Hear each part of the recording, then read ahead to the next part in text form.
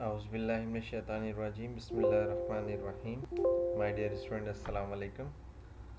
आज बेटा हम चैप्टर 19 शुरू कर रहे हैं जिसका नाम है द एटॉमिक न्यूक्लियस। और सबसे पहले कुछ सिंपल सी डेफिनेशन जो मैंने लिखी नहीं है लेकिन मैं चाहूँगा आपको डिफ़ाइन करूँ। जैसा कि एटम जो है वो टाइनी पार्टिकल है मैटर का which can not be divisible by further any chemical और फिज़िकल मेथड। और एटम मेनली कंसिस्ट करता है तीन पार्टिकल पर, इलेक्ट्रॉन, प्रोटॉन, न्यूट्रॉन। एटम का इंटरनल पार्ट जो है बेटा न्यूक्लियस कहलाता है। न्यूक्लियस में दो मेन पार्टिकल कंसिस्ट करते हैं जिसमें प्रोटॉन और न्यूट्रॉन होते हैं। ठीक है, अब मैंने जो स्टार्ट लिया है वो इधर न्यूक्लियस की इंफॉर्मेशन से लिया है, लेकिन उससे पहले पहले आपको कुछ और इम्पॉर्टेंट बातें आपको समझा दूँ यहाँ पर कि न्यूक्लियस जो है वो सेंट्रल पार्टिकल है एटम का। और जैसा कि अभी तक आप जानते हैं कि न्यूक्लियस में प्रोटॉन और न्यूट्रॉन होते हैं, लेकिन फर्दर स्टडीज़ से हमें पता चला कि न्यूक्लियस में मज़ीद पार्टिकल्स होते हैं जिनमें एक क्वार्क फैमिली होती है।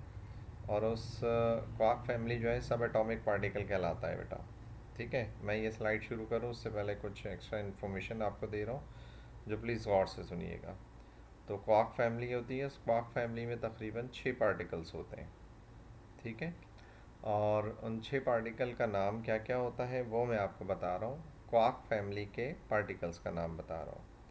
ठीक है, टॉप क्वार्क होता है और बॉटम क्वार्क होता है, चार्म क्वार्क होता है, स्ट्रेंज क्वार्क होता है, अप क्वार्क होता है और डाउन क्वार्क होता है। ठीक है, QUARKS क्वार्क्स फैमिली है बेटा ये। ठीक है, ये जहन में रखिएगा। अच्छा यहाँ पर और इसके अलावा बैरियन फैमिली भी होती है। और ये थोड़ी सी आगे की बात है। बहरहाल अगर आप पार्टिकल फिज़िक्स की तरफ गए तो आप इसको लाजमी स्टडी करेंगे, लेकिन मेरा ताल्लुक़ यहीं तक था। ये आपको क्वार्क फैमिली के बारे में इसलिए बताया कि अगर गलती से कहीं और क्वेश्चन आ जाए आपके पास तो आप उसको लीड कर सकें। ठीक है, बहरहाल मैं शुरू कर रहा हूँ बेटा न्यूक्लियस से। तो न्यूक्लियस जैसा कि मैंने बताया कि सेंट्रल पार्ट है एटम का। ठीक है, और पॉजिटिव चार्ज रखता है या पॉजिटिवली चार्ज पार्टिकल है। और पॉजिटिवली चार्ज पार्टिकल है किसकी वजह से? प्रोटॉन्स की वजह से। और इसमें न्यूट्रॉन भी होता है, न्यूट्रॉन पे कोई चार्ज नहीं होता, प्रोटॉन पे पॉजिटिव चार्ज होता है। बहरहाल इसकी इन्फॉर्मेशन देखते हैं। The nucleus is the central and the heaviest part of the atom. ठीक है, न्यूक्लियस जो है वो सेंट्रल पार्ट भी है और हैवीएस्ट पार्ट भी है। इट हैज़ पॉजिटिव चार्ज, इस पर पॉजिटिव चार्ज होता है। कंसिस्ट ऑफ, किस पे कंसिस्ट करता है? प्रोटॉन पर which have positive charge, neutron पर जिस पर कोई चार्ज नहीं होता। और न्यूक्लियस जो है एटम का हायर डेंसर पार्ट होता है। क्या होता है बेटा? हायर डेंसर पार्ट, यानी उस पार्ट की डेंसिटी क्या होती है? सबसे ज़्यादा होती है। उस पार्ट की डेंसिटी क्या होती है? सबसे ज़्यादा होती है। ठीक है, अच्छा अब थोड़ा सा यहाँ पर और समझा दूँ कि ये आप एक पिक्चर देख रहे हैं, एक अप क्वार्क, एक और अप क्वार्क और एक डाउन क्वार्क। एक अप क्वार्क और एक दो डाउन क्वार्क। तो इधर दो अप क्वार्क थे और एक डाउन क्वार्क था। इधर एक अप क्वार्क है और इधर दो डाउन क्वार्क है। ये दोनों particle actually single single particle हैं जो दोनों जो है रिजाइड करते हैं न्यूक्लियस में। कहाँ पर? न्यूक्लियस में। एक प्रोटॉन है और एक न्यूट्रॉन है। आइए ज़रा अंडरस्टैंड करते हैं हम इसी न्यूक्लियस के बारे में थोड़ी सी मज़ीद इन्फॉर्मेशन। बेटा साइज़ ऑफ द न्यूक्लियस के बारे में बात करें तो साइज़ ऑफ द न्यूक्लियस जो है वो एक्सपोनेंट -15 मीटर के ऑर्डर का होता है। डेंसिटी जो है वो मैंने जैसा कि कहा कि एटम का हायर डेंसर पार्ट है कौन? न्यूक्लियस। और इसकी डेंसिटी अप्रॉक्सीमेटली जो है 2.3 एक्सपोनेंट 17 किलोग्राम पर क्यूबिक मीटर होती है। अच्छा,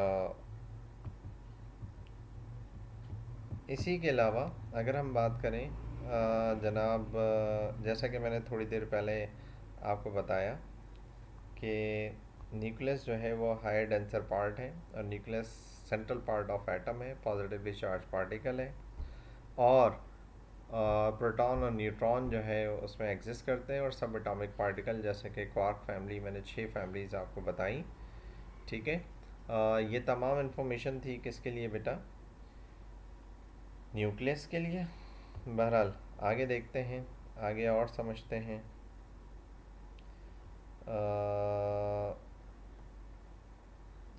जनाब, तो न्यूक्लियस में जैसा कि आपके पास प्रोटॉन एग्जिस्ट करता है, ठीक है, और प्रोटॉन पर पॉजिटिव चार्ज होता है, और न्यूक्लियस के आउटसाइड, यानी कि अगर मैं बात करूं शेल की या ऑर्बिट्स की बात करूं, तो वहाँ पर नेगेटिव चार्ज पार्टिकल मौजूद होता है। और नेगेटिव चार्ज पार्टिकल जो है बेटा वो इलेक्ट्रॉन कहलाता है। क्या कहलाता है? इलेक्ट्रॉन कहलाता है। ठीक है, तो वहाँ पर जनाब इलेक्ट्रॉन पर नेगेटिव चार्ज है, प्रोटॉन पर पॉजिटिव चार्ज है, तो दोनों के दरमियान एक फ़ोर्स पाई जाएगी। इस फोर्स को हम नाम देंगे कूलम फोर्स का। क्या नाम देंगे? कूलम फोर्स का। ठीक है, अच्छा, और बेटा अगर हम बात करें with in the nucleus, proton है और न्यूट्रॉन है, विद इन द न्यूक्लियस जो फोर्स पाई जाएगी उस फोर्स को हम नाम देंगे जनाब न्यूक्लियर फोर्स का। ठीक है, न्यूक्लियर फोर्स स्ट्रॉन्ग फोर्स होती है, कूलम फोर्स वीक फोर्स होती है, ये जहन में रखिएगा। न्यूक्लियर फोर्स स्ट्रॉन्ग फोर्स होती है और कूलम फोर्स वीक फोर्स होती है। न्यूक्लियर फोर्स शॉर्ट रेंज होती है, कूलम फोर्स लॉन्ग रेंज होती है। शॉर्ट रेंज से मुराद कम वेवलेंथ, लॉन्ग रेंज से मुराद ज़्यादा वेवलेंथ। ठीक है, अच्छा, उसके अलावा बेटा अगर हम बात करें अब न्यूक्लियर फोर्सेस के बारे में एग्जैक्टली, तो it is short range force. Short range force होती है यानी कम वेवलेंथ होती है। It is strong and attractive force, और ये स्ट्रॉन्ग और अट्रैक्टिव फोर्स होती है with in the nucleus, nucleus के अंदर अंदर या न्यूक्लियस के दरमियान ही। ठीक है, nuclear force is independent of the charge. Nuclear force जो है वो इंडिपेंडेंट ऑफ चार्ज होता है। ठीक है, आगे देखते हैं जनाब। इस न्यूक्लियर फोर्स के बाद मैंने आपको शॉर्ट रेंज फोर्स बताई, इसी तरह लॉन्ग रेंज फोर्स भी होती है। ठीक है, लॉन्ग रेंज फोर्स मैंने कहा कूलम फोर्स होती है, और इसके अलावा ग्रेविटेशनल फोर्स होती है। ठीक है बेटा, ये लॉन्ग रेंज फोर्स इसमें आते हैं। ठीक है, वेवलेंथ ज़्यादा होती है। अच्छा, आगे देखते हैं। अगर हमारे पास कोई एटम है, ठीक है, तो उसको फिर हम न्यूक्लियर फिज़िक्स में रिप्रेजेंट किस तरह करते हैं? ठीक है, रिप्रेजेंट करने के लिए एक बाय डिफ़ॉल्ट सिंबल हमने एक्स यूज़ कर लिया। ठीक है, और इस पोजीशन पर हम एटॉमिक नंबर लिखते हैं Z, और इस पोजीशन पर हम मास नंबर लिखते हैं। ठीक है, एक्स बाय डिफ़ॉल्ट कोई भी एलिमेंट है जिसे हम पेरेंट एलिमेंट या पेरेंट न्यूक्लियाई भी कह सकते हैं। ठीक है, जिसका यूज़ हम आगे जाकर अभी करेंगे। ठीक है, तो ये मैंने एक पिक्चर आपको शो ऑफ की हुई है। तो ये एक्स जो है कोई भी एलिमेंट है, जेड जो है उसका एटॉमिक नंबर है, और ए जो है उसका एटॉमिक मास नंबर है या मास नंबर है, ये वेट है, एटॉमिक वेट है। ठीक है, एग्जाम्पल के तौर पर मैंने एक हीलियम एटम लिया हुआ है, तो हीलियम इटसेल्फ जो है वो एक्स है, और 2 जो है वो जेड है यानी चार्ज नंबर, 4 जो है वो क्या है बेटा? मास नंबर है, और H E is the symbol of the helium atom. ठीक है, अच्छा, इसी तरह यहाँ पर आपको एक और एग्जांपल दी हुई है कि हीलियम एटम हमारे पास मौजूद है। ठीक, और ये इसकी जो पोजीशन है मैं आपको इसलिए यहाँ पर शो ऑफ किया हुआ है कि कई जगह आपको इस तरह मिलेगा, लेकिन आपने प्लीज़ ज़रा टेक केयर करना है। ये जो आपको मैं बाय डिफ़ॉल्ट दोनों ये सिंबल आपको बता रहा हूँ, ये एक्यूरेट है न्यूक्लियर फिज़िक्स में, ये भी एक्यूरेट है। अगर इस तरह मिले तो वहाँ थोड़ा कॉमन सेंस यूज़ कर लीजिएगा। ठीक है, क्या कि ये जो 2 था ये इसका एटॉमिक नंबर था, और ये जो 4 था ये इसका क्या था? एटॉमिक मास नंबर था, ये एटॉमिक मास कहलाता है। लेकिन ये एटॉमिक मास जो है AMU एटॉमिक मास यूनिट की फॉर्म में मौजूद है। ठीक है, एक्यूरेटली 4.003। ठीक है बेटा, और जबकि ये इसका सिंपल एटॉमिक मास नंबर है। ठीक है, ये इसकी एटॉमिक मास यूनिट है, ये इसका एटॉमिक मास नंबर है। आइए मज़ीद देखते हैं। X is the symbol of the element, ये बात हम कर चुके हैं। Z is the number of proton present in the nucleus. ठीक है, Z जो है नंबर ऑफ प्रोटॉन्स होते हैं जो न्यूक्लियस में मौजूद होते हैं। A जो है वो सम होता है किसका, नंबर ऑफ प्रोटॉन्स का और नंबर ऑफ न्यूट्रॉन का। ठीक है, number of proton number of neutron का सम जो है वो एटॉमिक मास कहलाता है। क्या कहलाता है, एटॉमिक मास। जबकि प्रोटॉन और न्यूट्रॉन की तादाद को न्यूक्लियस में अगर प्रेजेंट हो, न्यूक्लियस में जितने प्रोटॉन और न्यूट्रॉन प्रेजेंट होंगे बेटा वो कहलाएंगे न्यूक्लियॉन्स। क्या कहलाएंगे, न्यूक्लियॉन्स। ठीक है, न्यूक्लियस में जितने भी प्रोटॉन और न्यूट्रॉन होंगे उन्हें हम नाम देंगे किसका बेटा, न्यूक्लियॉन्स का। किसका, न्यूक्लियॉन्स का। ये ध्यान में रखिएगा। अच्छा जनाब, जैसा कि मैंने बताया आपको, ए जो है मास नंबर कहलाता है और जेड जो है वो चार्ज नंबर कहलाता है। तो एन जो है वो कहलाता है नंबर ऑफ न्यूट्रॉन। क्या कहलाता है, नंबर ऑफ न्यूट्रॉन। अच्छा, अभी अभी हमने देखा कि जेड और जेड है चार्ज नंबर। क्या है, चार्ज नंबर। ठीक है, जेड और एन। ठीक है, what is Z, atomic mass, sorry atomic number. और what is N, what is N, number of neutron. इन दोनों का जो सम है न्यूक्लियस में, जिन्हें हम न्यूक्लियॉन भी कहते हैं, इन दोनों का जो सम है वो कहलाता है एटॉमिक मास नंबर या एटॉमिक मास या एटॉमिक वेट। ठीक है बेटा। अच्छा, अब अगर हमें नंबर ऑफ न्यूट्रॉन फाइंड करने हो तो एन आप यहीं रहने दीजिए और जेड वहाँ पर ले जाइए। ठीक है, जब z वहाँ शिफ्ट करेंगे तो a माइनस जेड होगा which is equal to n। तो नंबर ऑफ न्यूट्रॉन मालूम करने का फॉर्मूला जो है वो क्या हो जाएगा, a माइनस जेड। ये प्लीज़ ध्यान में रखिएगा। अब जैसा कि यहाँ इस एग्जांपल में, इस हीलियम की एग्जांपल में मैं आपको क्लियर कर दूँ कि इस हीलियम की एग्जांपल में आपसे अगर पूछा जाए कि कितने प्रोटॉन हैं तो आप कहेंगे जनाब 2 प्रोटॉन हैं। आपसे पूछा जाए कितने न्यूट्रॉन हैं तो आप इधर बहुत इजीली बता सकते हैं 4 minus 2 is equal to 2। 2 neutron भी हैं और 2 प्रोटॉन भी हैं, दोनों की तादाद इक्वल है, तो ये स्टेबल एटम है।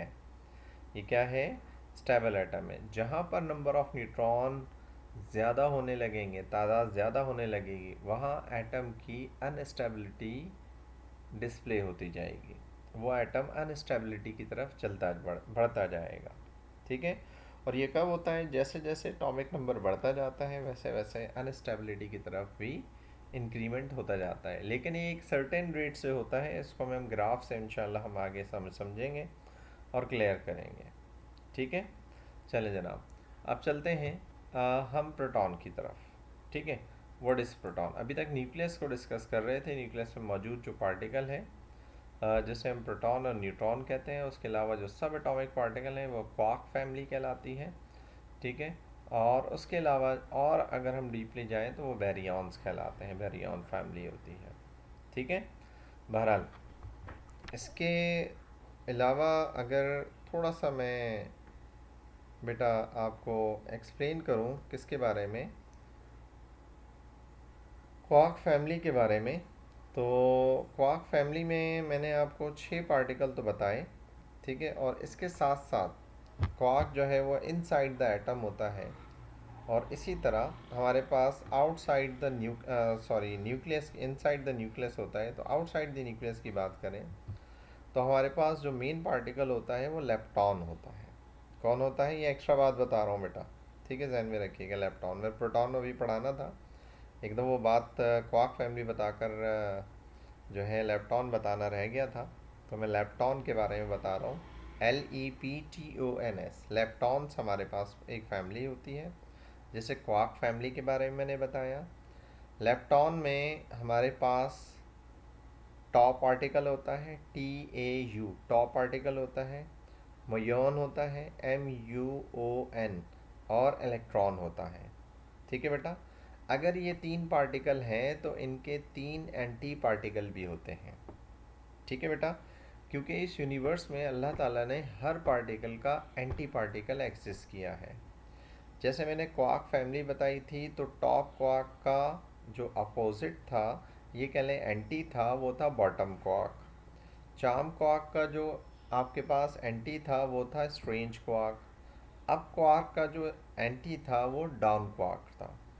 नाउ अब हम बात कर रहे हैं लेप्टॉन फैमिली की। तो लेप्टॉन फैमिली में मैंने टॉ पार्टिकल आपको बताया, तो टॉ का जो है वो टॉ न्यूट्रिनो कहलाता है।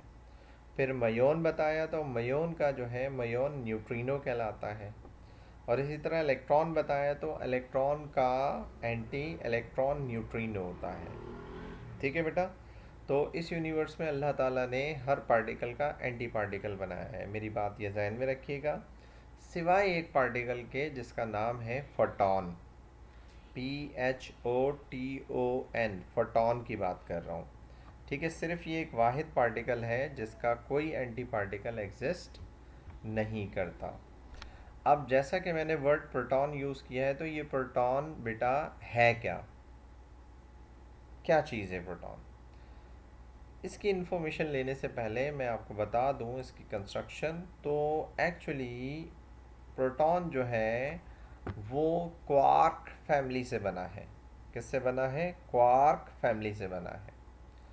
यानी जब दो अप क्वार्क का रिलेशन एक डाउन क्वार्क के साथ होता है, ठीक है, तो एक कंप्लीटली जो पार्टिकल फॉर्म होता है जिसे हम नाम देते हैं प्रोटॉन का। क्या नाम देते हैं? प्रोटॉन का। दो अप क्वार्क और एक डाउन क्वार्क का जो कॉम्बिनेशन है से मिलकर बनने वाला जो पार्टिकल है वो क्या कहलाता है? प्रोटॉन। और प्रोटॉन पर कौन सा चार्ज होता है? पॉजिटिव। कौन सा होता है? पॉजिटिव। जहन में रखिएगा। ठीक है। अच्छा, अभी न्यूट्रॉन के बारे में बताऊंगा, और फिर एक जनरल कंडीशन में न्यूक्लियस जो है स्टेबल किस तरह रहता है, ये भी थोड़ी सी बात समझाने की कोशिश करूँगा इन शॉर्ट। ठीक है बेटा, आइए देखते हैं प्रोटॉन के बारे में। डिस्कवरी ऑफ प्रोटॉन जो थी वो 1886 में हुई। किसके ज़रिए? यूगेन गोल्डस्टीन के ज़रिए। और इसको नेम दिया किसने? अर्नेस्ट रदरफोर्ड ने। ठीक है बेटा, किसने? अर्नेस्ट रदरफोर्ड ने। गोल्डस्टीन उसकी डिस्कवरी में था, अर्नेस्ट रदरफोर्ड ने इसको नाम दिया, रदरफोर्ड ने इसको नाम दिया प्रोटॉन। बेटा प्रोटॉन पे पॉजिटिव चार्ज होता है। मास ऑफ प्रोटॉन जो है वो कितना होता है? 1.67262 एक्सपोनेंट माइनस 27 kg। ये SI सिस्टम में इसका मास हो गया। और अगर एटॉमिक मास यूनिट में इसका मास लेना चाहें तो वो कितना होता है बेटा? 1.007276 U for atomic mass unit. और मेगा इलेक्ट्रॉन वोल्ट, अगर इसको मास एनर्जी कन्वर्जन में देखें तो ये 938.2 मेगा इलेक्ट्रॉन वोल्ट के बराबर होता है। बेटा चार्ज नंबर की बात करें या चार्ज की बात करें, तो उस पर चार्ज जो है जनाब, चार्ज तो हम पॉजिटिव बता चुके हैं। चार्ज नंबर की बात करें तो ये चार्ज नंबर कितना होता है? 1.602 एक्सपोनेंट माइनस 19 कूलम होता है। प्रोटॉन जो है बेटा, एक और प्रोटॉन के लिए बात, कंपैरिजन विद द इलेक्ट्रॉन, कि 1836 times heavier than an electron होता है। बेटा प्रोटॉन जो है 1836 टाइम हैवियर देन इलेक्ट्रॉन होता है। ठीक है, ये बात जहन में रखेंगे। अच्छा जनाब, आगे चलते हैं इलेक्ट्रॉन के लिए। अच्छा, व्हाट इज़ इलेक्ट्रॉन? इलेक्ट्रॉन पहले डिस्कवरी देख लेते हैं। इलेक्ट्रॉन की जो डिस्कवरी है बेटा वो जे थॉमसन ने, ठीक है, 1897 में की। ठीक है, इलेक्ट्रॉन की डिस्कवरी जो है जे थॉमसन के ज़रिए हुई 1897 में। इलेक्ट्रॉन पर चार्ज जो है वो नेगेटिव चार्ज होता है, और इसका मास जो है बेटा 9.1 एक्सपोनेंट माइनस 31 केजी होता है। ये प्रोटॉन से हल्का होता है। ठीक है, प्रोटॉन 1836 टाइम हैवियर था इलेक्ट्रॉन से। एटॉमिक मास यूनिट में निकालें तो ये मास 0.000549 U होता है और इसकी एनर्जी देखें तो वो 0.511 मेगा इलेक्ट्रॉन वोल्ट होती है। ठीक है, चार्ज नंबर की बात करें तो चार्ज जो है वो 1.602 एक्सपोनेंट माइनस 19 कूलम होता है। अब पॉजिटिव चार्ज हो नेगेटिव चार्ज हो, चार्ज नंबर क्या है बेटा? सेम है। चार्ज नंबर क्या है? सेम है। आगे चलते हैं न्यूट्रॉन पर। ठीक है, तो बेटा डिस्कवरी ऑफ न्यूट्रॉन जो है, this is neutron. Discovery of neutron जो है वो जेम्स चैडविक के ज़रिए हुई। कब हुई? 1932 में। कब हुई बेटा? 1932 में। ये इस पर कोई चार्ज नहीं होता,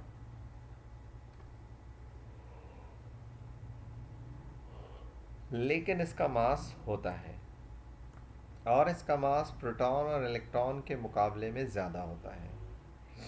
कितना होता है? 1.6749 एक्सपोनेंट माइनस 31 एक्सपोनेंट,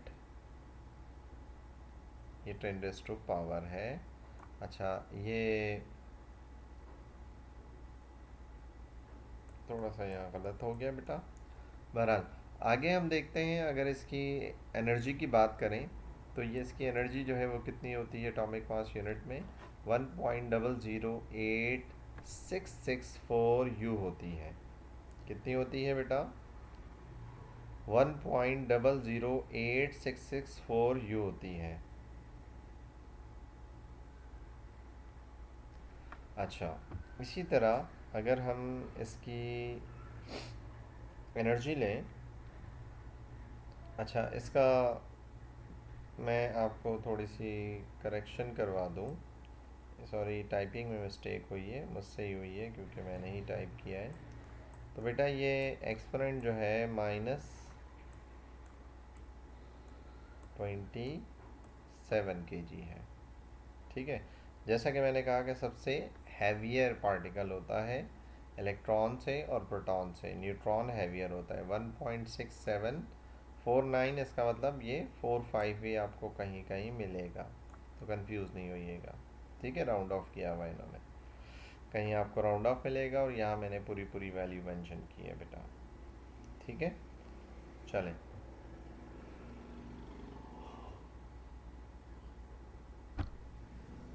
अच्छा जनाब, आगे देखते हैं। न्यूट्रॉन जो है वो स्लाइटली ग्रेटर मास का होता है किसके मुकाबले में? प्रोटॉन और इलेक्ट्रॉन के मुकाबले में स्लाइटली।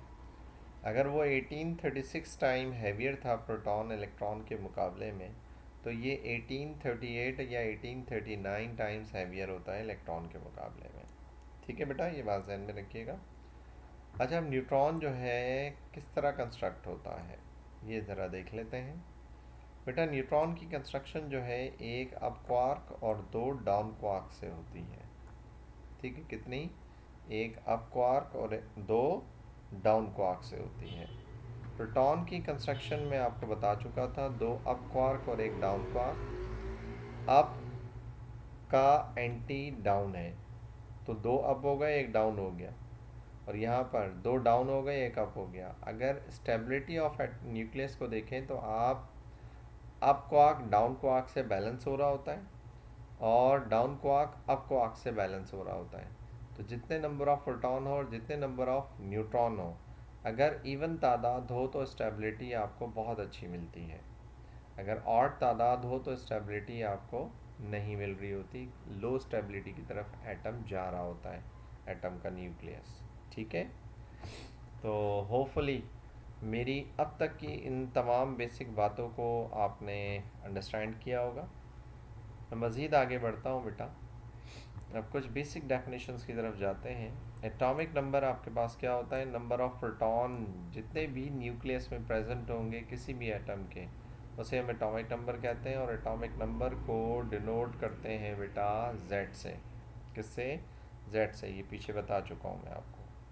ठीक है, what is mass number? Total number of proton यानी प्रोटॉन का सम कर लें और न्यूट्रॉन का सम कर लें जो प्रेजेंट हो किसी भी न्यूक्लियस में और किसी भी एटम के न्यूक्लियस में, उसे हम कहते हैं मास नंबर या एटॉमिक वेट या एटॉमिक मास नंबर। ठीक है, और इसे डिनोट करते हैं बेटा ए से। फॉर्मूला आपको बता चुका था मैं, Z प्लस N होता है, N न्यूट्रॉन होते हैं, Z नंबर ऑफ प्रोटॉन होते हैं। ठीक है, N नंबर ऑफ न्यूट्रॉन चाहिए तो आप Z को उधर ले जाएं तो A माइनस Z हो जाएगा।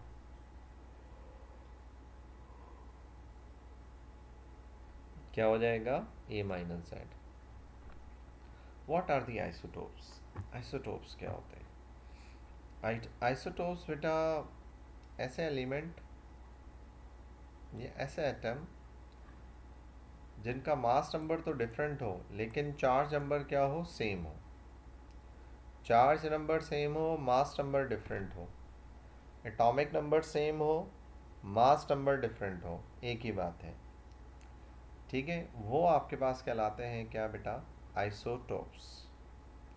और मास नंबर कब डिफरेंट होगा? तो दूसरी ज़बान में ये कह लें कि अगर दो ऐसे एटम हो जिनमें नंबर ऑफ प्रोटॉन सेम हो लेकिन नंबर ऑफ न्यूट्रॉन डिफरेंट हो, तो आप कहेंगे जनाब हम बात कर रहे हैं आइसोटोप्स की। किसकी बात कर रहे हैं? आइसोटोप्स की। क्लैरिटी होनी चाहिए। नंबर ऑफ प्रोटॉन सेम है, नंबर ऑफ न्यूट्रॉन दोनों में डिफरेंट है, इसका मतलब दे आर आइसोटोप्स। दूसरी बात मैंने क्या कही कि डिफरेंट मास नंबर हो और सेम चार्ज नंबर हो, इसका मतलब आइसोटोप्स की ही बात कर रहा हूँ मैं।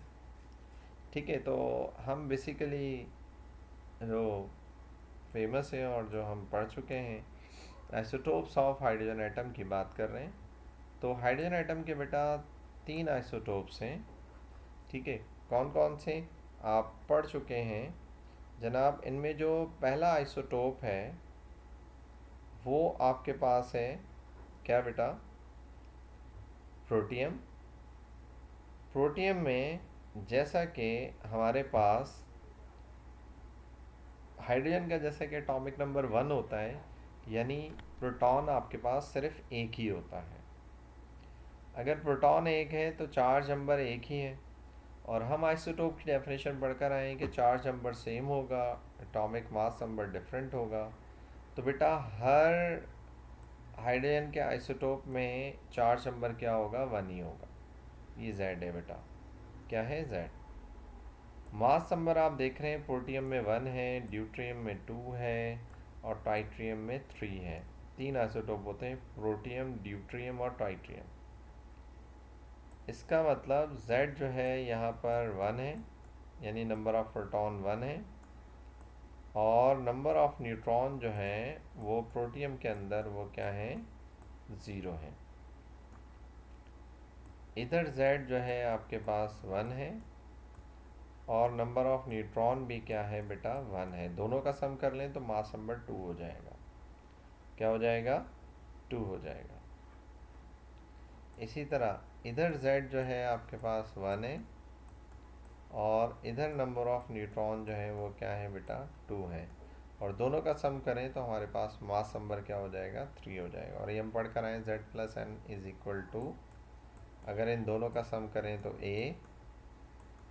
A for atomic mass, A for atomic mass, Z और N का सम करें तो सही है बेटा। तो इसके अलावा आप ये फेमस आइसोटोप तो पढ़ चुके हैं, प्रोटियम, ड्यूट्रियम और ट्राइट्रियम की बात कर चुके हैं। और अगर प्रोटियम की बात करें तो protium is not harmful as much as deuterium and tritium are. बेटा ड्यूट्रियम और ट्राइट्रियम जो है ये ख़तरनाक आइसोटोप्स की तरफ कन्वर्ट हो जाते हैं। इसी तरह कार्बन के भी हमारे पास आइसोटोप्स होते हैं। अगर कार्बन का एटॉमिक नंबर 6 है, दिस इज 6, तो इसका मास नंबर जो है वो कितना होता है बेटा? 12 होता है। ये स्टेबल कार्बन कहलाता है, जबकि इसका आइसोटोप जो है वो आपके पास क्या होता है? 13 होता है। क्या होता है, मोस्टली 13 होता है। अच्छा, इसके अलावा ऑक्सीजन के भी आइसोटोप्स होते हैं, और डिफरेंट एलिमेंट्स के आपके पास जो है क्या मिल रहे होते हैं, आइसोटोप्स मिल रहे होते हैं। तो बहरहाल, जिसमें चार्ज नंबर तो सेम होता है और मास नंबर क्या होता है, डिफरेंट होता है। तो ऑक्सीजन आप जो है वो 8 और 16 भी देखेंगे, 8 और 18 भी देखेंगे, बिकॉज ऑक्सीजन जो है वो अपने आइसोटोप्स रखता है, और 17 भी देखेंगे होपफुली। बहरहाल, तो ऑक्सीजन का मास नंबर 16 भी मिलेगा, ऑक्सीजन का मास नंबर 17 भी मिलेगा, और ऑक्सीजन का मास नंबर 18 भी मिलेगा। बट मोस्टली ये स्टेबल स्टेट में होते हैं, ठीक है, इतने डेंजरस नहीं होते। बहरहाल, हम आगे चलते हैं बेटा। इस आइसोटोप्स के बाद अब हम बात करते हैं आइसोबार्स की। किसकी? Isobars. What are the isobars? Isobars जो हैं ऐसे एलिमेंट होते हैं जिनका डिफरेंट चार्ज नंबर होता है और सेम मास नंबर होता है, ठीक है। Opposite definition of the isotopes. Charge number यानी एटॉमिक नंबर, ये क्या होता है, डिफरेंट होता है। एटॉमिक मास या मास नंबर ये डिफरेंट होता है और सेम होता है, ठीक है बेटा। तो आइसोटोप्स में इसकी रिवर्स डेफिनेशन थी। आइसोबार्स आपको नज़र आ रहा है कि charge number different but mass number same. आइए देखते हैं यहाँ पर ज़रा बेटा, दोनों में दो एग्जांपल हैं। एक आपके पास है टाइट्रियम और एक है आपके पास हीलियम। हीलियम के भी आइसोटोप्स होते हैं, तो ये हीलियम का आइसोटोप लिया गया है। तो बेटा अगर हम Z देखें इधर, तो हमें कम्प्लीटली Z जो है दोनों में डिफरेंट नज़र आ रहा है। बट A अगर हम देखें तो इसका A यानी एटॉमिक मास जो है दोनों का क्या है बेटा, सेम है। क्या है? सेम है, ठीक है। तो ऐसे एलिमेंट जिनका एटॉमिक मास सेम हो और चार्ज नंबर डिफरेंट हो, वो आपके पास कहलाते हैं आइसोबार्स।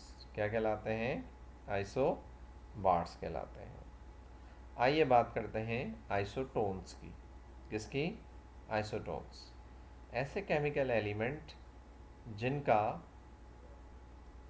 चार्ज नंबर डिफरेंट हो लेकिन सेम नंबर ऑफ न्यूट्रॉन जो है वो एक्सिस्ट कर रहे हो। तो बेटा दूसरी डेफिनेशन में कह सकते हैं कि जिनका चार्ज नंबर भी डिफरेंट हो और मास नंबर भी डिफरेंट हो, लेकिन नंबर ऑफ न्यूट्रॉन क्या हो हमारे पास, सेम हो। नंबर ऑफ न्यूट्रॉन क्या हो, सेम हो। आइए देखते हैं, इधर 3 - 1 करें तो कितने न्यूट्रॉन बचते हैं, 2। 3 क्या था, A, और 1 क्या था, Z। 3 में से 1 या 2 बचे। इसी तरह 4 - 2 करें तो आपके पास बचते हैं 2। तो एक ट्राइट्रियम है और एक हीलियम है, ठीक है। तो 4 - 2 इज़ 2, 3 - 1 इज़ 2। तो आपके पास नंबर ऑफ न्यूट्रॉन दोनों में क्या है बेटा, सेम है। इसमें भी नंबर ऑफ न्यूट्रॉन क्या है बेटा, सेम है। जब नंबर ऑफ न्यूट्रॉन सेम हो और चार्ज नंबर डिफरेंट हो, तो ऐसे एलिमेंट आपके पास आइसोटोन्स कहलाते हैं। क्या कहलाते हैं? आइसोटोन्स। चले जी, अब बात करते हैं रेडियो एक्टिविटी की। रेडियो एक्टिविटी जो है क्या होता है, स्पॉन्टेनियस एमिशन होता है पहली बात, ठीक है। और इस प्रोसेस को करवाने की हमें ज़रूरत नहीं होती अगर हम नेचुरल रेडियो एक्टिविटी की बात कर रहे हैं। किसकी बात कर रहे हैं? नेचुरल रेडियो एक्टिविटी की बात कर रहे हैं। तो सबसे पहले छोटा सा इंट्रोडक्शन देख लेते हैं कि बेटा इसकी जो डिस्कवरी थी वो फ्रेंच साइंटिस्ट हेनरी बेकेरेल ने की थी 1896 में। कब? 1896 में। अच्छा जनाब, इसके अलावा जो है अगर हम बात करें, यानी अगर हम देखें तो ब्लैक बॉडी की बात हो चुकी थी इससे पहले, ठीक है। अब बात करते हैं बेटा रेडियो एक्टिविटी की डेफिनेशन की। अच्छा, उससे पहले मैं आपको बता दूं थोड़ा सा कि हमारे पास हाइड्रोजन पहला एलिमेंट था, और वाकई आखिरी एलिमेंट के बारे में तो मैं अभी आपको कुछ नहीं कह सकता, क्योंकि एलिमेंट जो हैं डिस्कवर भी हो रहे हैं, आर्टिफिशियली कुछ फॉर्म भी हुए हैं। तो बहरहाल लास्ट एलिमेंट में पीरियोडिक टेबल में अभी कंफर्म नहीं कर सकता। लेकिन बेटा, जैसे जैसे एलिमेंट का एटॉमिक नंबर बढ़ रहा होता है, वैसे वैसे उन एलिमेंट में अनस्टेबिलिटी का तयन होता जाता है, और वो मोर अनस्टेबिलिटी की तरफ बढ़ते जाते हैं। तो ऐसे एलिमेंट जिनका एटॉमिक नंबर ग्रेटर देन 82 हो, ठीक है बेटा, ऐसे एलिमेंट जिनका एटॉमिक नंबर क्या हो, ग्रेटर देन 82 हो, वो स्पॉन्टेनियसली अपने आप को क्या अपने आप में से रेडिएशन से इमिट करते हैं, और वो रेडिएशन जो हैं आपके पास रेडियो एक्टिव रेडिएशंस होती हैं। और इस पूरे प्रोसेस को हम कहते हैं जनाब रेडियो एक्टिविटी। अब इसकी एग्जांपल मैं आपको इस तरह दूं कि कोई भी एटम अगर अनस्टेबल है, जब वो अपने अंदर से उन पार्टिकल को या रेस को डिसइंटीग्रेट करता है, तो इन एन एक्चुअल वो अपने आप को स्टेबल करने की तरफ जा रहा होता है। अल्लाह ना करे अगर आपको तबीयत ख़राब है और आपको वोमिटिंग आ रही है, तो जब तक आप वोमिटिंग नहीं करेंगे अपनी तबीयत को स्टेबिलिटी की तरफ नहीं ले जाएंगे।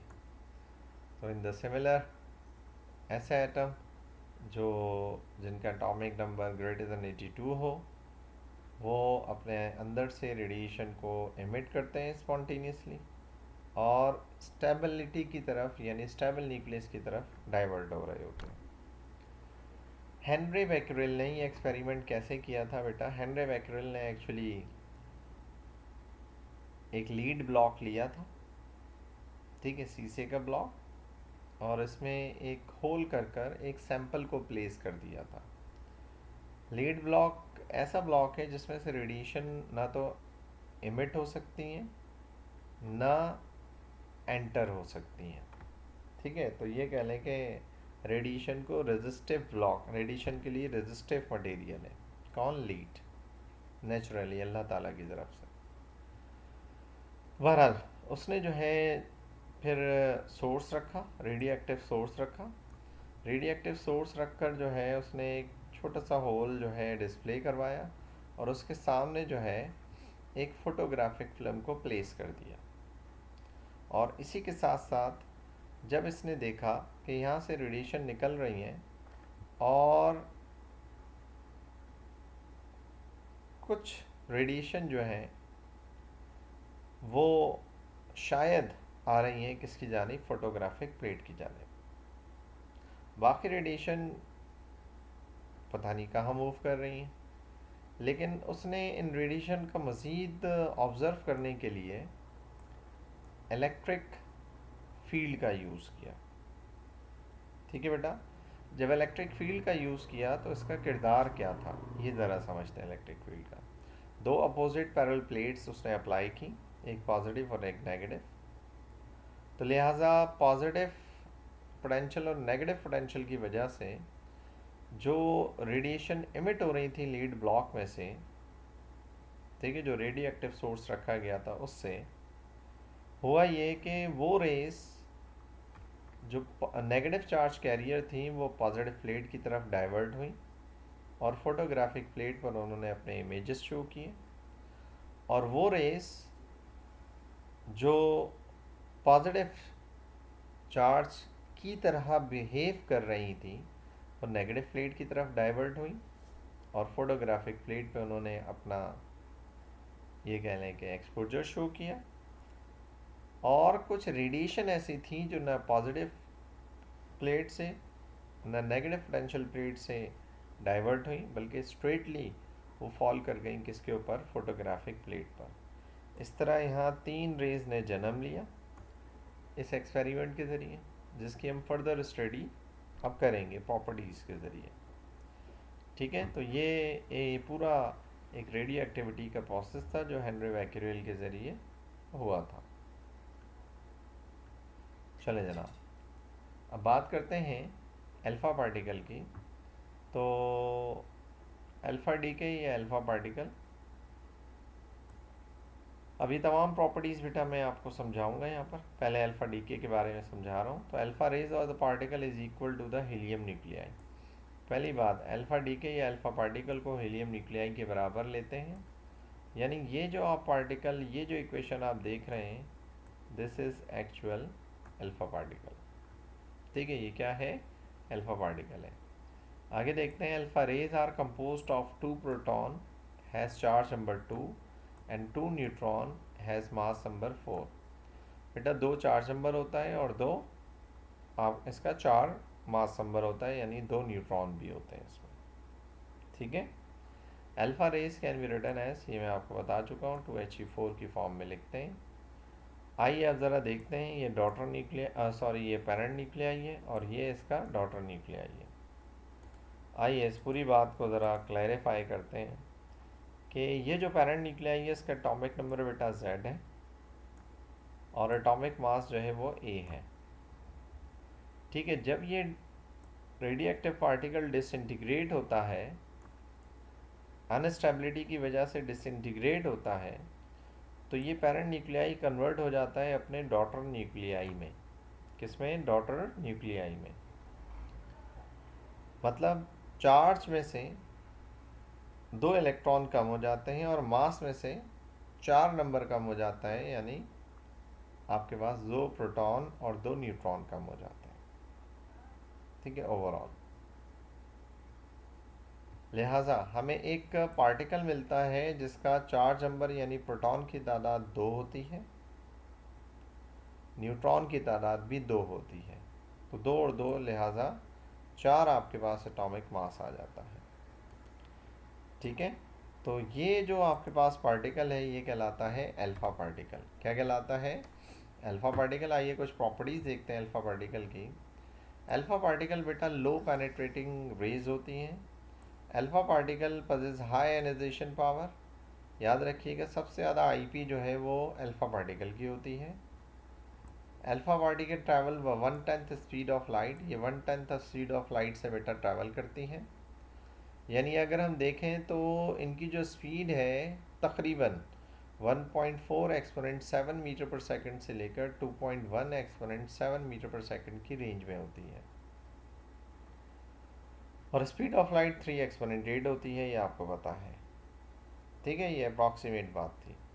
इसी तरह alpha particle are deflected by magnetic and electric field. Alpha particle जहाँ से पास हो रहे हो बेटा, उनके दरमियान अगर इलेक्ट्रिक और मैग्नेटिक फील्ड को इंट्रोड्यूस करवाया जाए तो अल्फ़ा पार्टिकल जो है वो क्या हो जाएंगे? डिफ्लेक्ट हो जाएंगे। क्या हो जाएंगे? डिफ्लेक्ट हो जाएंगे। आगे हम बात करते हैं बेटा, alpha particle cast shadow when an opaque object is place in their path, it shows their particles nature. ठीक है, अगर अल्फ़ा पार्टिकल जो है वो शेडो कास्ट करती है अगर कोई ऑब्जेक्ट जो है इनके दरमियान रखा जाए, इनके रास्ते में, तो वो अगर रखा जाए तो वो उसकी क्या शो कर रही होती है बेटा? पार्टिकल नेचर शो कर, यानी यहाँ से हमें पता चलता है कि ये पार्टिकल नेचर है। अच्छा, इसी तरह alpha particle produce fluorescence. Alpha particle जो है वो चमक प्रोड्यूस करती हैं अगर किसी एलिमेंट को उनके सामने रखा जाए। ठीक है, फ्लोरेसेंट एलिमेंट को रखा जाए। जनाब, alpha particle cause Burns on human body. Alpha particle जो है वो सबब बनती हैं, वजह बनती हैं अगर ह्यूमन बॉडी के ऊपर फॉल करें, ह्यूमन बॉडी पर बर्निंग का, स्किन बर्निंग का। ठीक है, alpha particle on being stopped, अगर अल्फ़ा पार्टिकल को किसी भी तरह किसी सोर्स से रोका जाए तो वो क्या प्रोड्यूस कर रही होती हैं? Heating effect. क्या प्रोड्यूस कर रही होती हैं? Heating effect. ठीक है, ह्यूमन बॉडी से रोकेंगे तो ह्यूमन बॉडी बर्निंग की तरफ जाएगी और किसी और चीज़ से रोकेंगे तो वहाँ हीटिंग इफेक्ट को आप ऑब्जर्व कर रहे होंगे। चले जनाब, अब देखते हैं बीटा डीके की बात। अब बीटा डीके क्या है? बीटा डीके या beta particle are like fast moving electron of high energy particle. ठीक है, बीटा सारी बातें रेडियो एक्टिव रेज हैं, ये पार्टिकल हैं जो न्यूक्लियस से एमिट होते हैं, but they are like electron ये इलेक्ट्रॉन की तरह होते हैं बट हाई एनर्जी इलेक्ट्रॉन होते हैं। किस तरह होते हैं? High energy electron. अच्छा, बीटा डीके की अगर बात करें तो दो टाइप के बीटा डीके होते हैं, एक पॉजिटिव बीटा डीके और एक नेगेटिव बीटा डीके। मैं दोनों आपको बताऊंगा। मोस्टली प्लेसेस पर एक ही बीटा डीके को एक्सप्लेन किया गया है। बहरहाल हम कोशिश करेंगे दोनों बीटा डीके को देखने की। बेटा पॉजिटिव बीटा डीके पॉजिटिव, ये ज़रा जहन में रखिएगा। पॉजिटिव चार्ज अगर हम एग्जांपल लें हीरो और विलन की, तो किस पर होना चाहिए? तो आपका जवाब होगा सर, हीरो पर पॉजिटिव चार्ज होता है और विलन पर नेगेटिव चार्ज होता है। बेटा पॉजिटिव चार्ज हीरो पर क्यों होता है? क्योंकि हीरो कुर्बानी देना जानता है। ठीक है, वो दे रहा होता है, वो कभी छीनता नहीं है। विलन पर नेगेटिव चार्ज क्यों होता है? क्योंकि विलन छीनता है, हमेशा लूट रहा होता है, लूटिंग करता है, तो इसलिए उस पर नेगेटिव चार्ज होता है। लेकिन इधर बीटा पे कौन सा चार्ज है? पॉजिटिव। अगर पॉजिटिव चार्ज है तो वो दे रहा होगा, ये ध्यान में रखिएगा। देने की वजह से अगर लेट सपोज मेरे पास 10 रुपये थे और मैंने 1 रुपया किसी को दे दिया, तो मेरे पास 9 रुपये बचे, 1 रुपया कम हो गया। अगर कोई एटम अपना इलेक्ट्रॉन दे या ले तो उस पर पॉजिटिव या नेगेटिव चार्ज आता है। लेने की वजह से नेगेटिव और देने की वजह से पॉजिटिव। लेकिन चूंकि एटम इलेक्ट्रॉन ले या दे नहीं रहा, बल्कि न्यूक्लियस से रेडिएशन निकल रही हैं और उन रेडिएशन निकलने के नतीजे में मास नंबर तो सेम है, लेकिन चार्ज नंबर में यानी पेरेंट न्यूक्लियस में एक चार्ज जो है वो कम हो रहा है, एक चार्ज नंबर जो है वो कम हो रहा है। अगर चार्ज नंबर कम हो रहा है या डिक्रीज हो रहा है तो हम उसे पॉजिटिव बीटा डीके का अमल कहेंगे।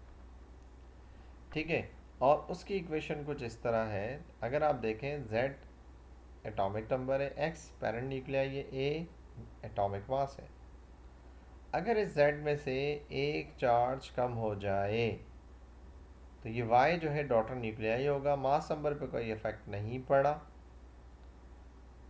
मास नंबर सेम है। तो इस एक कम होने के नतीजे में जो हमें रेडिएशन मिली वो क्या थी? बीटा रेडिएशन थी। ये पॉजिटिव बीटा डीके था। क्या था? Positive beta decay. और ऐसी डेफिनेशन को हमने क्या कहा था? आइसोबार्स कहा था, जिसमें एटॉमिक मास सेम हो, चार्ज नंबर डिफरेंट हो। एटॉमिक मास सेम हो और चार्ज नंबर डिफरेंट हो, ऐसे एलिमेंट आपके पास आइसोबार्स कहलाते हैं। यानी आइसोबार्स के नतीजे में हमें बीटा डीके मिलता है या बीटा डीके का प्रोसेस मिलता है। ठीक है, ये जहन में रखिएगा। और आप प्रीवियस जाकर एग्जांपल देखें तो वहाँ आइसोटोप्स ट्यूट्रियम और हीलियम की हमने ली थी बेटा। नेगेटिव बीटा डीके आपके पास क्या है? नेगेटिव बीटा डीके में मास नंबर तो सेम रहता है, लेकिन चार्ज नंबर जो है वो पेरेंट न्यूक्लियाई का इंक्रीज कर जाता है। क्या कर जाता है? इंक्रीज, यानी छीन लिया, ले लिया। अगर पेरेंट न्यूक्लियाई में एक चार्ज नंबर बढ़ जाए, चार्ज नंबर की तादाद में इजाफा हो जाए। चार्ज नंबर क्या होते हैं? नंबर ऑफ प्रोटॉन्स होते हैं, ये ज़हन में रखिएगा। इलेक्ट्रॉन की बात नहीं कर रहा। ठीक है, चार्ज नंबर एक इजाफा हो जाए, ज़्यादा आ जाए, तो बेटा उस नतीजे में जो बीटा रेडिएशन मिलेंगी वो आपके पास नेगेटिव बीटा डीके कहलाएगा। उन रेडिएशन की के मिलने के अमल को हम नेगेटिव बीटा डीके कहेंगे। क्या कहेंगे बेटा? Negative beta decay. ठीक है, आइए प्रॉपर्टीज़ देखते हैं। बीटा पार्टिकल जो है वो बहुत ज़्यादा पेनिट्रेटिंग होती हैं अल्फ़ा के मुकाबले में। किसके मुकाबले में? अल्फ़ा के मुकाबले में। अल्फ़ा पार्टिकल को माइट भी पॉसिबल आप सिंगल पेपर की मदद से भी स्टॉप कर सकें, लेकिन बीटा पार्टिकल को एक ख़ास थिकनेस की मदद से रोका जाता है। अगर मैं बात करूं, अगर हम एल्युमिनियम फॉयल यूज़ करें जिसकी थिकनेस कितनी हो? 0.5 सेंटीमीटर हो, तो 0.5 सेंटीमीटर से मुराद 5 मिलीमीटर, और 5 मिलीमीटर की अगर हम फॉयल रखते हैं तो क्या होगा, बीटा पार्टिकल पेनिट्रेट नहीं कर पाएंगे मज़ीद। आयनाइजेशन पावर जो है, ये जहन में रखिएगा, सबसे ज़्यादा आयनाइजेशन पावर अल्फ़ा पार्टिकल की होती है, और जबकि बीटा पार्टिकल की आयनाइजेशन पावर वीकर होती है अल्फ़ा पार्टिकल के मुकाबले में, यानी लेस आयोनाइज करते हैं बीटा पार्टिकल। जिसकी स्पीड सबसे कम होती है उसकी आयनाइजेशन सबसे ज़्यादा होती है। बीटा पार्टिकल की स्पीड अल्फ़ा के मुकाबले में ज़्यादा होती है तो आयनाइजेशन कम हो गई। आइए हम आगे बात करें। Beta particle travel with 1/5 speed of light. ठीक है, इसी तरह beta particle deflect in a magnetic and electric field. Alpha particle भी डिफ्लेक्ट कर रहे थे, लेकिन बीटा पार्टिकल भी क्या करते हैं, डिफ्लेक्ट करते हैं। क्या करते हैं, डिफ्लेक्ट करते हैं। ठीक है, अच्छा, beta particle affect the photographic plate. Beta particle जो है वो क्या करती हैं, अफेक्ट डालती हैं किसके ऊपर, फोटोग्राफिक प्लेट के ऊपर। और इसी तरह beta particle produce fluorescence. Beta particle जो है क्या प्रोड्यूस करती हैं, फ्लोरेसेंस भी प्रोड्यूस करती हैं। अच्छा, ऐसी एक क्वेश्चन जहन में आ गया बेटा, ज़रा प्लीज़ क्लियर रखिएगा।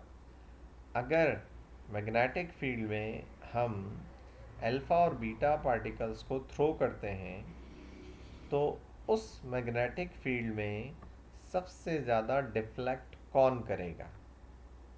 ठीक है, सबसे ज़्यादा डिफ्लेक्ट कौन करेगा। बेटा आप पहले तो ये डिसाइड करें अल्फ़ा और बीटा में से हैवियर कौन है, अल्फ़ा या beta. Beta particle are like electron, alpha has like a positive charge. तो जनाब, तो बीटा हल्की हुई, जब बीटा लाइटर हुई तो बीटा ज़्यादा डिफ्लेक्ट करेंगी और अल्फ़ा कम डिफ्लेक्ट करेंगी। ठीक है, कमज़ोर शख्स जो है ज़्यादा डाइवर्ट हो सकता है, बैंड हो सकता है मोटे शख्स के मुकाबले में, हैवी शख्स के मुकाबले में। ठीक है, बात करते हैं बेटा गैमा रेज के बारे में।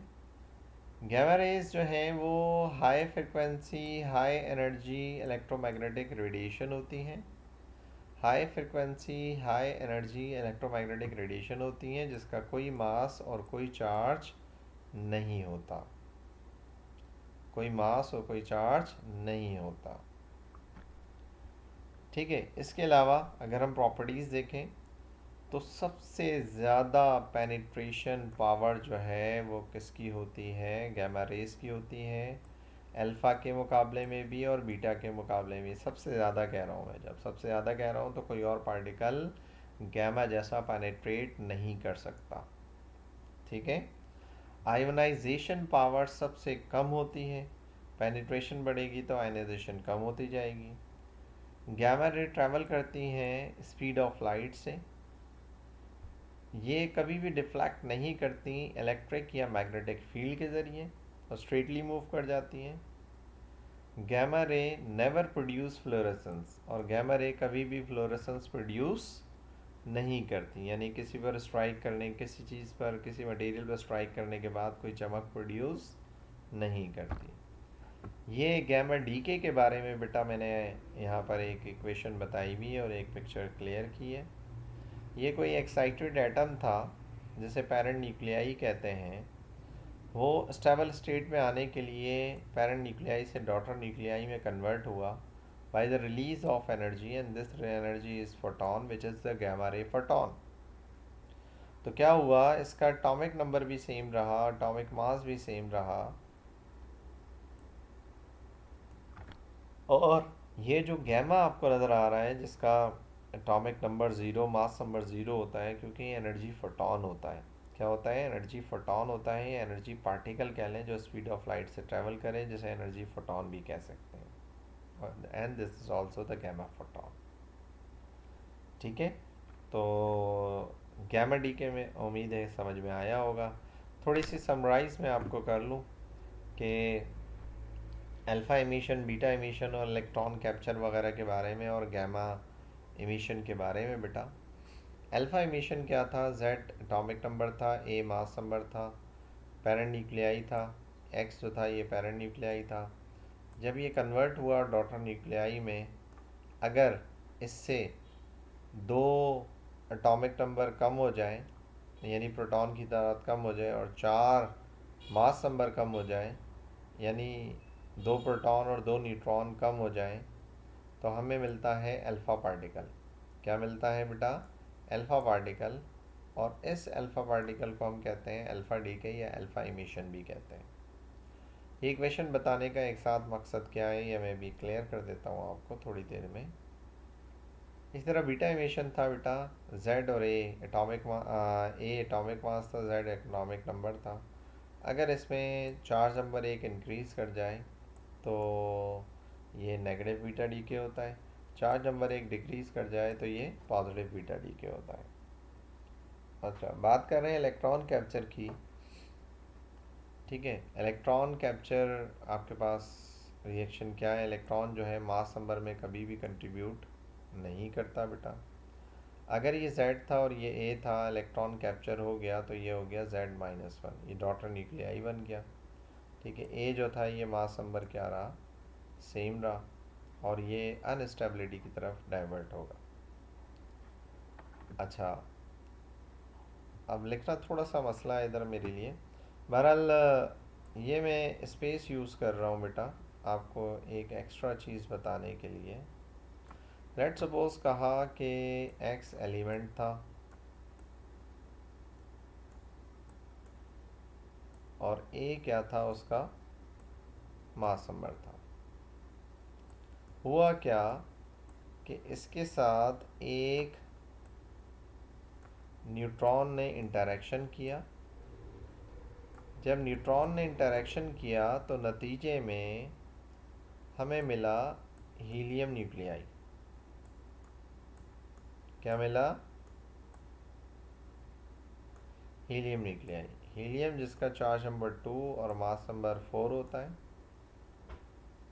तो बताओ डॉटर न्यूक्लियाई क्या होगा? तो बेटा याद रखिएगा, किसी भी नस्ल का न्यूक्लियर रिएक्शन होगा या न्यूक्लियर प्रोसेस होगा, वो हमेशा तमाम कंजर्वेशन लॉस को ओबे करेगा। Law of conservation of energy को भी, law of conservation of mass को भी, law of conservation of charge को भी, law of conservation of momentum को भी, तमाम कंजर्वेशन लॉज ओबे करेगा। आइए तो ज़रा देखते हैं। यहाँ पर z था और ये ज़ीरो था, तो इधर क्या हो गया? 2 अल्फ़ा में चला गया। इसका मतलब क्या हो गया? हमारे पास यहाँ पर Z-2 हो गया। क्या हो गया? Z-2। यहाँ पर क्या था? A था और ये 1 था, तो A+1 हो गया। तो A+1 यहाँ पर क्या हो गया बेटा? 4 कम हो गया। तो एक्चुअली अगर हम देखें तो A+1 -4 ऐसे कभी भी नहीं लिखना, ये सिर्फ समझाने के लिए लिख रहा हूँ। तो अब जो शक्ल बचेगी एक्चुअली, वो बचेगी आपके पास A-3। क्या बचेगी? A-3। तो हम इस A+1 -4 की जगह हम लिखेंगे क्या? A-3, और ये एटॉमिक नंबर क्या आएगा? Z-2। तो ये एक छोटी सी एग्जांपल मैंने आपको दी ताकि आप एग्जामिनर की कहीं भी किसी भी बात को क्लियर कर सकें। अगर वो कहता है लेट सपोज 2 न्यूट्रॉन थे,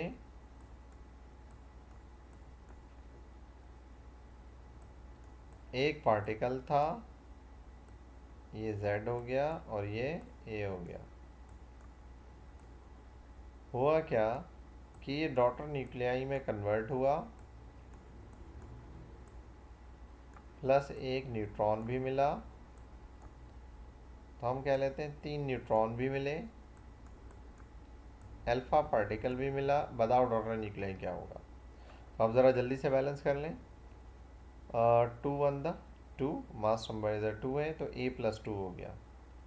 तो इधर A+2 आना चाहिए था। आइए बैलेंस करते हैं। 1 3 द 3, 3 ये हो गए, और 4 यहाँ पर हो गए, क्योंकि हीलियम जो है वो 2He4 होता है। 4 और 3 क्या हो गए? 7। और यहाँ क्या थे, 2 a प्लस 2। अब सिचुएशन देखें, a प्लस 2 माइनस 7, तो ये कितने बचे बेटा, a माइनस 5। तो यहाँ पर मैं क्या लिखूँगा बेटा, a माइनस 5, और इधर चार्ज नंबर कितना कम हुआ है बेटा, 2। न्यूट्रॉन से कोई फ़र्क नहीं पड़ता, तो इधर क्या लिखोगे, z माइनस 2। क्या लिखोगे, z माइनस 2। तो ये इक्वेशन क्या बन गई, 2 न्यूट्रॉन थे, यानी 2 इंटू 0 और 1, 0 एटॉमिक नंबर था, 1 मास नंबर था, प्लस अपेरेंट न्यूक्लियाई था z प्लस z इंटू ए। उसके बाद था ये 3 न्यूट्रॉन मिले और एक अल्फ़ा पार्टिकल, एक अल्फ़ा पार्टिकल मिला तो 2 चार्ज नंबर हो गया, 4 मास नंबर हो गया। पर एक एक चीज़ लेकर बैलेंस करें, चाहे तो पहले मास नंबर बैलेंस कर लें, चाहे तो एटॉमिक नंबर बैलेंस कर लें। मैंने पहले मास नंबर को बैलेंस किया, 4 और 3 7 होते हैं, ये 7 कम हो गए। तो इधर कितने भाई आपके पास मास नंबर था, तो ए प्लस 2 था मास नंबर, ए प्लस 2 में से वह 7 चला गया, तो कितना बचा, ए माइनस 5 बचा। ए माइनस 5 मैंने यहाँ लिख दिया।